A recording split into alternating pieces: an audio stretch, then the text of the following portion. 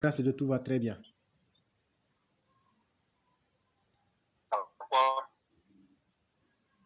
Ok. On dirait que vous avez un problème de réseau. Bon, on dirait que vous avez un problème de réseau. Nous, on a des difficultés pour vous entendre. Mais vous m'entendez maintenant, ça va? Voilà, maintenant c'est bon. Maintenant c'est bon. Oui, oui. Tout va très bien. Mais maintenant, ça va un peu? Oui, c'est bon, c'est bon. Ok, ok, merci beaucoup. Il n'y a pas de problème. Donc, Voilà, je vous laisse la parole. Oui, oui, tout va. D'accord. Ok, il n'y a pas de problème. Je salue tout le monde. Voilà. Ok, merci beaucoup. Je salue tout le monde et je salue aussi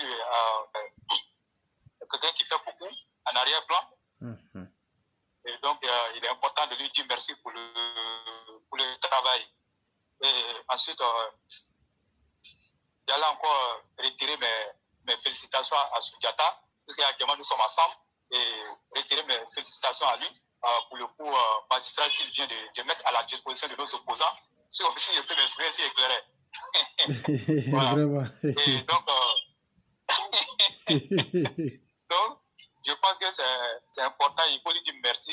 Et quand même, ce qu'il a fait, l'opposition peut s'en servir de ça. Et puis, en tout cas, améliorer beaucoup de choses.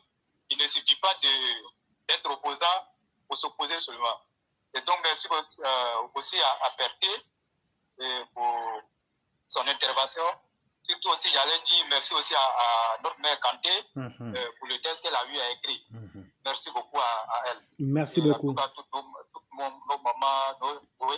Et non, je te disais merci à toi-même. Oui. Ok, merci beaucoup. Maintenant, éclairant pour commencer, vous avez parlé d'une vidéo qui a circulé où deux Libanais se sont appris à un fait de taxi, je ne sais pas. Mais moi, éclairé, ça c'est un fait divers pour moi, éclairé. Parce que les gens vont dire le roi est en train de critiquer ton frère, puis je dis moi c'est un fait divers. Parce que ce n'est pas la première fois qu'on voit ça en Côte d'Ivoire. Et ce que nous voyons ici, ça a commencé, d'abord, c'est nous-mêmes qui avions commencé. Donc, aujourd'hui, si tu vois quelqu'un qui vient te frapper dans ta propre maison, ça veut dire que toi-même, là, c'est-à-dire entre vous-même, là, vous avez commencé les paroles entre vous dans votre propre maison. Donc, vous avez montré là qu'il n'y a pas de solidarité entre vous. Donc aujourd'hui, je vois, ça crée un scandale sur Facebook. Nous là, nous on s'emballe les couilles et on avance. Vous voulez parler? Allô?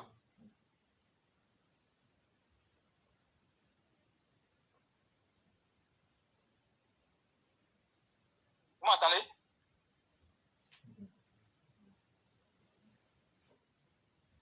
Allô?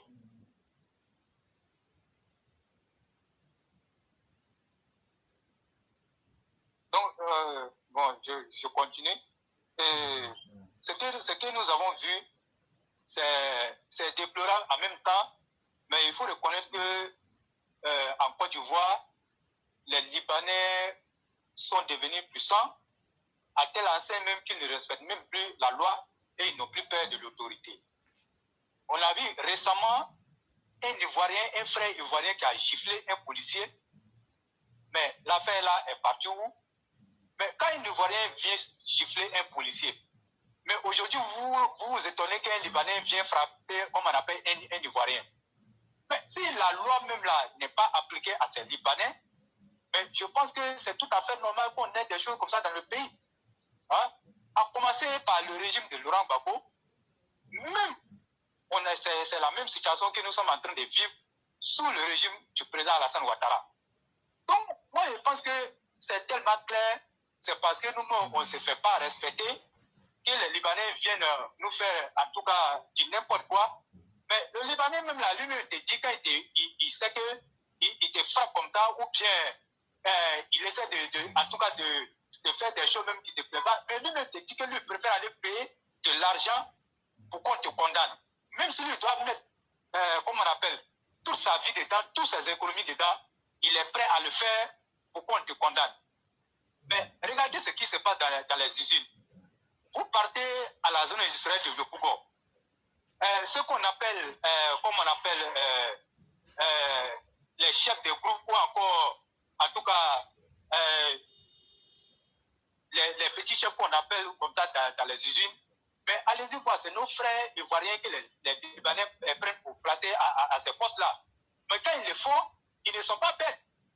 Mais une fois moi-même, j'ai posé la question à un Libanais comme ça dans une entreprise, et je lui dis, mais pourquoi c'est les Ivoiriens que vous mettez, comme on appelle, à ces endroits-là pour maltraiter les frères? Il me dit, mais que si eux-mêmes, s'ils le font, les gens diront que les Libanais sont en train de maltraiter les Ivoiriens. Mais quand c'est entre nous là-bas, là, ils n'ont plus rien à voir dedans. Parce qu'ils savent que nous, on n'a pas de pitié pour nous-mêmes et on n'est pas solidaires. Voilà pourquoi ils le font.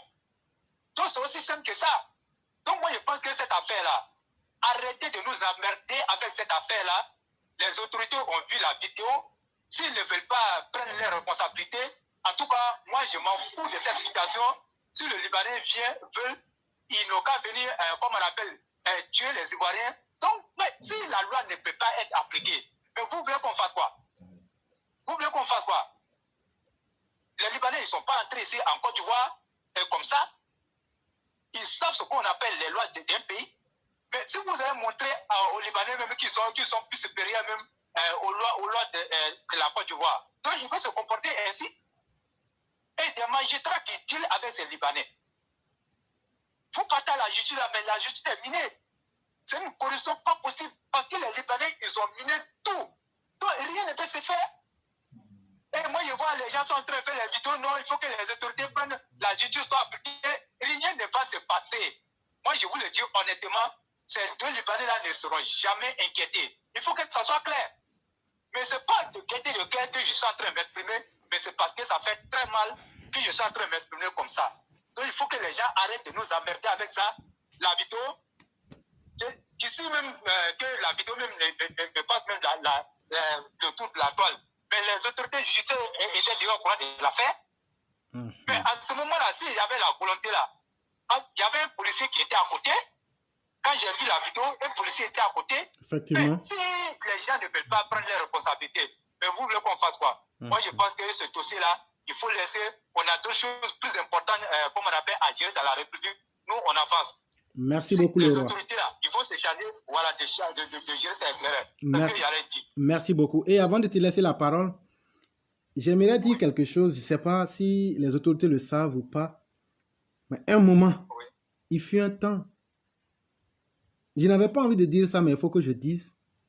Est-ce que tu sais que les renseignements ivoiriens américains avaient ciblé, en tout cas une partie de la communauté libanaise de Côte d'Ivoire comme étant ceux qui financent le Hezbollah? Oui, ça, j'ai appris, c'est éclairé. Ok. Et ça, aujourd'hui, on dit ça aux autorités de Côte d'Ivoire. Retenez ça très bien. Oui. S'ils peuvent financer ce mouvement-là, ça veut dire qu'un jour, là, ils vont tuer tous les Ivoiriens pour prendre la Côte d'Ivoire. Oui. Ça aussi, il faut qu'on vous avertisse. Là, le jour qu'ils vont commencer à tuer les gens, là, ne dites pas que non, on ne savait pas que c'était ça. On vous avertit en même temps. C'est ce que j'allais ajouter. Et aussi, en même temps, aussi, si tu me le permettais, j'allais aussi lancer un message à tous ceux qui veulent réussir rapidement en Côte d'Ivoire. J'allais vous dire qu'il y a une méthode pour réussir très vite en Côte d'Ivoire. Si vous voulez devenir célèbre, il ne faut pas faire de longues études. Et surtout, ne vous fatiguez pas pour être quelqu'un d'honnête. C'est une grande perte de temps. Tout ce que vous devrez faire, c'est vraiment très simple. Chers parents ou bien chers jeunes gens, vous achetez un téléphone portable.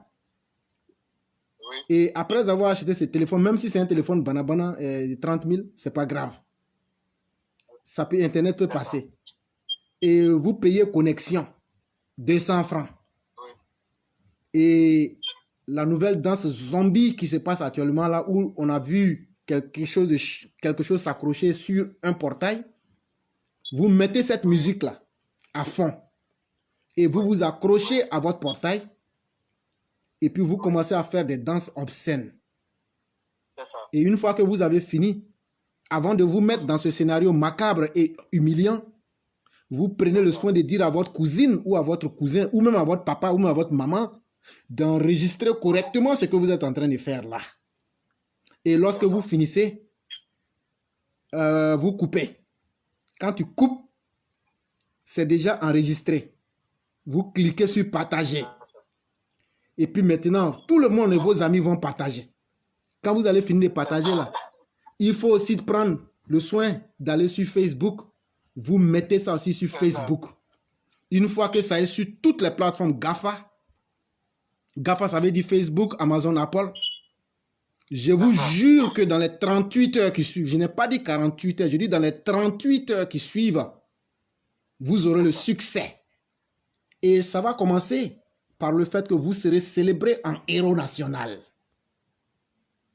Et après, vous êtes devenu le héros de la patrie. En quelques jours, c'est-à-dire dans quelques heures qui suivent, vous allez être invité sur les plateaux de télévision de la Côte d'Ivoire. Toutes les chaînes vont vous inviter. Et lorsque vous aurez fini votre invitation, vous allez recevoir officiellement votre carte d'ambassadeur de la Côte d'Ivoire dans tous les domaines possibles. Et donc, voilà la méthode la plus rapide pour avoir le succès et la richesse. Arrêtez d'aller faire les études. Arrêtez de réfléchir. Arrêtez de vous comporter bien. Arrêtez de croire que les études peuvent faire votre salut. Commencez à exploiter ce filon d'or-là et vous allez devenir très riche parce que toutes les autorités vont s'afficher avec vous pour prendre aussi des photos. Il n'y a pas meilleure solution. C'est ce que j'allais ajouter. C'est ça. Bon, tu as tellement bien dépeint la situation éclairée. Vraiment, c'est déplorant et ça fait pitié. Vous voyez, aujourd'hui encore, moi, j'ai vu, il y a une qui s'est fait appeler, comment on appelle, coach à Monchic ou bien, je ne sais même pas là-bas. Elle passe tout son temps sur les réseaux sociaux en train de parler de foyer, de quoi. Aujourd'hui, je vois une image, elle a été reçue par la première dame. Et je vois, les gens ont pris ça pour faire une affaire nationale. Mais moi, je dis, éclairé, ça fait pitié. Comment notre première dame peut se mettre à, comme on appelle, à un niveau comme ça? Elle ne doit même pas s'inscrire dans ce genre de trucs-là. Elle dit les réseaux sociaux sont devenus aujourd'hui, en tout cas, une plateforme pour se faire de l'argent ou pour se faire un nom. Il suffit seulement que tu fasses un truc et tout le monde prend ça. Si toi, encore, tu vois, c'est la médiocrité qui prime aujourd'hui. Moi, je vois encore ce qu'ils ont initié, comment il s'appelle, avec Mardi Gras. On prend une petite fille, on l'habille, comme on appelle, un bébé, en tenue comment on appelle, de policier, et on l'appelle ça Miss Tétine. Et aujourd'hui, tout le monde a fait de ça une affaire nationale. Et tous les jours, les gens nous emmènent avec cette affaire. Moi, je suis administrateur de plusieurs pages Facebook. Moi, quand je vois une publication comme ça, et je supprime et moi j'avance. Parce que ce n'est même pas à l'heure du jour. Miss Tétine, tout ça là, on va où avec ça? Aujourd'hui, c'est devenu la norme. Il faut que les Ivoiriens apprennent à se respecter. Ça, on n'a pas besoin de ça. On n'a pas besoin de ça. La Côte d'Ivoire a d'énormes défis à relever. Mais comme l'Ivoirien aime l'amusement, l'Ivoirien ne peut plus rien faire, et c'est comme ça. Aujourd'hui, vous voyez cet hippopotame qui est arrivé. Il est reçu sur les plateaux de télévision. Il apporte quoi à la Côte d'Ivoire? Au lieu d'organiser les vrais débats qui minent la nation, et ces chaînes de télévision se permettent en tout cas de venir recevoir des minables comme ça sur les plateaux. Mais quand vous avez créé vos comment on appelle, vos chaînes de télévision là, vous les créez avec un cahier de charges. Mais si vous laissez ce cahier de charges, vous ne remplissez pas ce cahier de charges, et c'est des minables que vous recevez sur vos plateaux. Mais je pense que la Côte d'Ivoire est mal barrée. Il faut que l'autorité, comme on appelle, qui régit en tout cas le secteur des télécommunications et qui s'occupe de ça, en tout cas, essaie de voir et régler ce problème-là. Sinon, je vous dis, plus rien de sérieux ne va se passer sur une chaîne de télévision. Même la RTI, qui est une télévision d'État, est en passe même de devenir la télévision de la médiocrité éclairée. Donc, vraiment, ça fait pitié. Maintenant, pour continuer, j'allais parler du dialogue politique, le texte que vous avez lu. Et bien avant ça, moi-même, j'ai pris le temps de lire attentivement le texte. Mais éclairé, et ça vient nous conforter dans notre position, du fait que nous parlions de cette opposition et que nous avons dit que nous n'étions pas d'accord avec ce dialogue politique. Et quand vous avez vu le texte, vous pouvez aisément comprendre que, en tout cas, cette opposition-là était carrément dans le dilatoire et puis était carrément dans le faux. Cette opposition qui a toujours fait croire à l'opinion nationale et internationale que le pouvoir du président Alassane Ouattara n'était pas un pouvoir qui était fait, en tout cas pour apaiser la situation, comme on le dit. Mais beaucoup d'années se sont écoulées. On a toujours vu ce même refrain dans la gueule de ses opposants. Oui, le pouvoir est sanguinaire, le pouvoir a géré nos comptes, le pouvoir a fait ceci, patati patata, éclaireur. Et d'autres personnes qui ne sont pas dans les secrets des dieux ont cru que l'opposition était, comme on l'appelle, avait raison. Et d'autres se sont inscrits dans la même logique que l'opposition et taxant le pouvoir de pouvoir criminel. Mais éclaireur, si le test n'avait pas, en tout cas, pari, pour être mis à la disposition des Ivoiriens, mais beaucoup penseraient même que l'opposition avait raison. Mais comme on le dit, le temps, c'est l'autre nom de Dieu. Aujourd'hui, le temps nous a donné raison au pouvoir et le temps a mis aussi à nu cette opposition de voulait mentir. Mais quand vous voyez des choses comme ça là, mais je pense que ça fait pitié. Et cette opposition a gâché sa crédibilité. D'abord même, elle n'était pas une opposition crédible, mais vu ce qu'on a vu, ça vient encore entacher la crédibilité de cette opposition. Vous ne pouvez pas dire que vous êtes comme on appelle des réfugiés, et puis la journée, vous êtes en Côte d'Ivoire. La nuit, vous retournez au Libéria pour aller bénéficier des avantages que le HCR vous donnez. Mais il faut être sérieux. Et comme ça, avant de partir, vous avez vendu vos plantations. Vos plantations que vous avez laissées ici. Et les gens ont pris, ils ont travaillé les plantations pour avoir quelque chose à manger.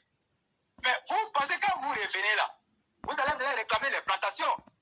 Et donc, les gens qui sont restés ont commencé à leur dire, si vous venez, ils vont vous tuer, et que la situation n'est pas stable, le pays est risqué. Pendant qu'eux-mêmes, ils sont en Côte d'Ivoire ici. Et c'est comme ça, ils ont vécu tout le temps là-bas. Et d'autres même ont eu à faire des enfants au Ghana. Et ils ont appelé ces enfants-là des réfugiés. Alors que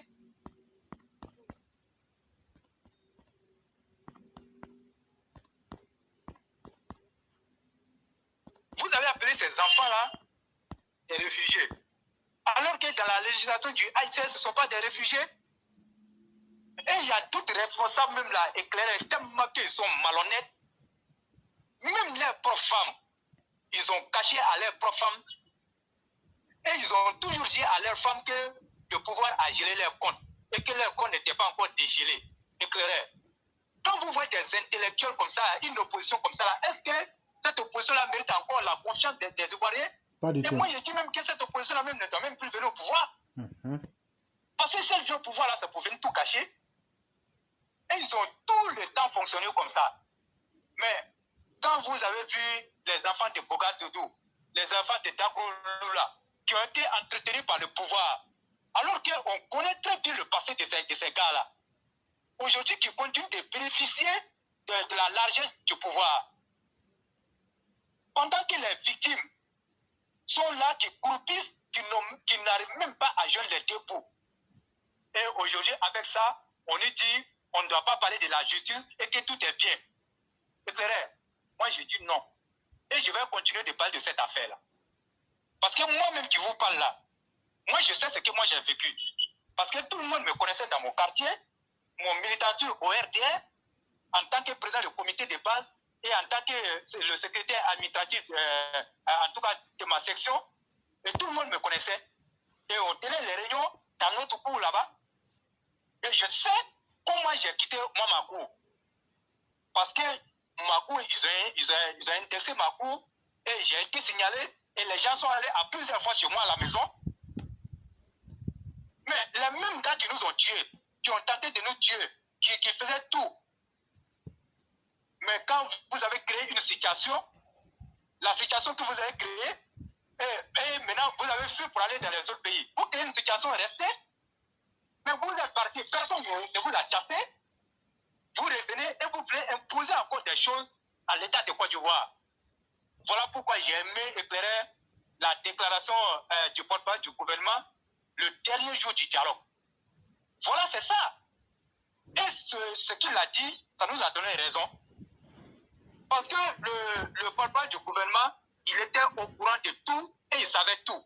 Tout ce qui s'est passé depuis 10 ans, les faveurs que le gouvernement a fait, en tout cas les largesses qu'ils ont eues, le porte-parole était informé de tout. Et donc, ils attendaient le moment venu, en tout cas pour mettre cette opposition-là en face de leurs responsabilités. Voilà pourquoi il leur a dit, nous on a été en exil. Mais quand nous sommes rentrés, vous n'avez rien fait. Personne ne nous a dit de venir, c'est nous-mêmes nous sommes rentrés. Et quand nous sommes rentrés, on a vu pire que ce que vous êtes en train de voir aujourd'hui. Nous, on n'a pas bénéficié de la largesse de l'État en son temps. Au contraire, les gens ont continué à nous traquer. Mais quand vous êtes venus et que l'État s'occupe de vous, on vous donne 305 000 francs par mois. Mais vous voulez encore imposer des choses à l'État. Donc, si vous faites comme ça, le dialogue politique va s'arrêter aujourd'hui. Et je vous dis éclairé, d'après les informations que nous avons reçues, et ce dernier jour-là n'était pas, en tout cas, un jour qui était vraiment rose pour les opposants. Et il y a failli même eu des palabres entre eux là-bas, opposants, parce qu'ils se sont rendus compte que d'autres se sont rendus compte qu'ils ont été dupés, en tout cas par leurs camarades. Je vais parler du PDCI et du FPI. Le FPI a encore roulé le PDCI dans la farine, comme ils savent si bien le faire. Donc, à partir de ce jour-là, le PDCI a compris que le FPI les a embarqués dans une aventure qui était propre à eux-mêmes et qui n'était pas, en tout cas, l'agenda de l'opposition. Donc, voilà pourquoi aujourd'hui, nous disons, comme on appelle, on peut aller à la réconciliation, mais pas à n'importe quel prix. Comme je l'ai dit, je sais comment moi j'ai quitté Bamako. Et il y a des choses, je ne vais pas rentrer dans les détails. Et ni que la protection divine, peut-être que je ne serai pas là, ici aujourd'hui. Donc, moi, je dis, ceux qui nous ont, en tout cas, qui se sont rendus en boulot, aujourd'hui, ils continuent de bénéficier, comme on appelle, des retombées du pouvoir. Et il y a certains même qui sont nommés à des postes en tout cas, à des hauts postes de responsabilité, et on dit, pourquoi on va parler de ça. Et on connaît les passés. On sait les passés. Et donc, comme ils disent qu'il ne faut pas, on va parler de ces nominations-là. En tout cas, nous, on est là et on les regarde. Moi, je l'ai toujours dit, un opposant reste un opposant et il restera un opposant. Ceux qui sont venus, qui sont aujourd'hui RADP, en tout cas, par circonstance, parce que la situation s'impose à eux, ils ne sont pas des RADP convaincus. Leurs convictions de leur parti d'origine restent et demeurent, comme on appelle, en eux. Donc, ils ne changeront pas et ils ne sont pas là pour travailler pour les RADP. Ils sont là pour travailler, en tout cas, pour que leur parti d'origine arrive au pouvoir. Il faut que nos autorités aussi le savent. Nous, on ne va pas s'asseoir on ne va pas se taire. On ne va pas se taire. La nomination de Kabila, nous, on a voulu parler de ça, on dit non, il ne faut pas, on va parler de ça. Donc, nous, on est là, on les regarde. Moi, je vais parler de ça. Parce que nous savons ce que nous, on a vécu. Ce Kabila, ce qui nous a fait vivre là, nous, on connaît ça. Le ministère de son État, on sait ça. On va nous dire, bon, il y a d'autres choses, ok, il n'y a pas de problème. Nous, on accepte, mais faites. Mais l'histoire va nous donner raison. On sait ce qui s'est passé. Un étudiant qui régnait tout fait, tout flamme sur la cité rouge, et tout le monde le sait. Moi, je vais parler de ça. Moi, je ne suis pas là pour plaire à quelqu'un, mais ce Kabila, moi, je suis contre sa nomination. Les gens diront que le roi est violent, le roi. Non, je suis contre sa nomination parce que je connais moi mon histoire. Et je sais d'où moi je viens. Il y a des personnes plus outillées et qui ont fait plus pour le pouvoir, qui pourraient occuper ce poste-là, que ce corps-là qu'on va prendre pour donner à notre ennemi, un corps paramilitaire. On va lui confier notre sécurité. Moi, je dis ça, il y a un risque. Mais quand on veut parler, on dit non, vous ne savez pas pourquoi on l'a nommé, il y a beaucoup de choses qui sont en bas. Oui, c'est vous qui connaissez ça. Nous, là, moi, c'est un militant. Tout ce que vous êtes en train de raconter là, moi, je ne connais pas. Il n'est pas le seul qui peut assurer notre sécurité maritime ici. Il allait trouver des gens là-bas. C'est pas parce qu'il est venu, il a fait quelques actions, vous allez nous dire oui, c'est lui qui est prompt à diriger ce poste-là. Il n'est pas prompt à diriger ce poste-là. Il y a d'autres qui sont plus, en tout cas, intellectuels que lui, qui ont fait plus pour le pouvoir et qui continuent de faire plus pour le pouvoir. Le jour que ça va capoter là, ce même cap-là va se retourner encore contre nous. Et frère, moi je m'arrête là. Ok. Bonsoir à chacun. Merci beaucoup, cher frère. Et je crois que vous avez été très efficace dans ce que vous avez dit. Et de ce pas, je vais vous dire vraiment merci beaucoup et vous permettre de souffler un peu. Vraiment, merci beaucoup. Merci. Merci beaucoup. Merci. Ok. Et donc, mesdames et messieurs, c'est fait un plaisir que d'être avec vous ce soir et je vous dis infiniment merci d'avoir été des nôtres. Nous avons développé en long et en large les différents thèmes que nous souhaitions développer ce soir et nous pouvons le dire, les discussions peuvent continuer, c'est la plateforme de la contradiction. Chacun peut avoir son opinion et ses arguments pour se défendre. C'est beaucoup ça qui est le plus intéressant dans ce que nous faisons. Je dis merci à toutes les personnes qui ont été des nôtres. Je salue notre mère Nefertiti, Nercho de Teng. Je salue Foudado, Minignan Sissé et bien d'autres personnes comme notre mère Martine Théa du côté d'Abidjan, ainsi que toutes les autres personnes. Je salue aussi Walter Otto et je lui dis qu'il sera de la délégation qui ira saluer lorsque nous aurions eu le succès à travers. Ça sera comme ça. Je salue aussi M. KTS et merci à tous les élèves de la classe qui, à travers votre participation, vous apportez un plus à l'émission. Que Dieu nous protège, qu'il nous accorde toutes ses grâces. Et demain, ça sera la voix du militant.